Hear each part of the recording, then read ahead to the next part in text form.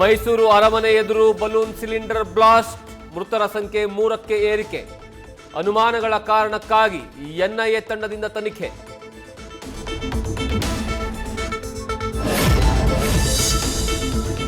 ಸೀಬರ್ಡ್ನಲ್ಲಿ ಸಾವಿನ ಸವಾರಿ ಮಾಡಿದ ಬಾಲ್ಯ ಸ್ನೇಹಿತೆಯರು, ಕೆನ್ನಾಲಿಗೆಯಲ್ಲಿ ಕರಗಿದ ರಶ್ಮಿ ಮತ್ತು ಬಿಂದು. ಆಕೆ ಪುತ್ರಿಯದ್ದು ಕರುಣಾಜನಕ. ದುರಂತದ ಬೆನ್ನಲ್ಲೇ ನೈಟ್ ಗೈಡ್ಲೈನ್ಸ್ಗೆ ಎಚ್ಡಿಕೆ ಮನವಿ.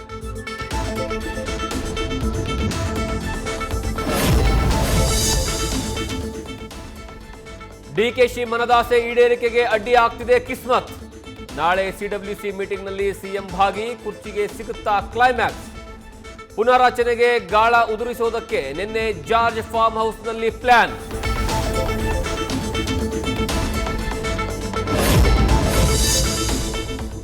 ಯಾವಾಗ ಬೇಕಾದರೂ ವಿಧಾನಸಭಾ ಎಲೆಕ್ಷನ್, ಏಕಾಂಗಿಯಾಗಿ ಅಧಿಕಾರಕ್ಕೆ ಬರುವ ವಿಶ್ವಾಸದಲ್ಲಿ ವಿಜೇಂದ್ರ.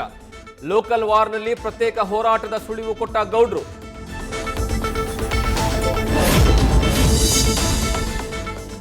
ಬಾಂಗ್ಲಾ ಕೋಮು ವಿಷದಕ್ಕೆ ಮತ್ತೊಬ್ಬ ಹಿಂದೂ ಯುವಕನ ಹತ್ಯೆ. ಕೊಲೆ ಸುಲಿಗೆ ಪಟ್ಟವನ್ನ ಕಟ್ಟಿ ಸುಳ್ಳಿನ ಸರ್ಟಿಫಿಕೇಟ್ ಪಡೆದ ಯೂನುಸ್ ಸರ್ಕಾರ. ಢಾಕಾ ಯೂನಿವರ್ಸಿಟಿಯಲ್ಲಿ ಭಾರತ ವಿರೋಧಿ ಪ್ರತಿಭಟನೆ.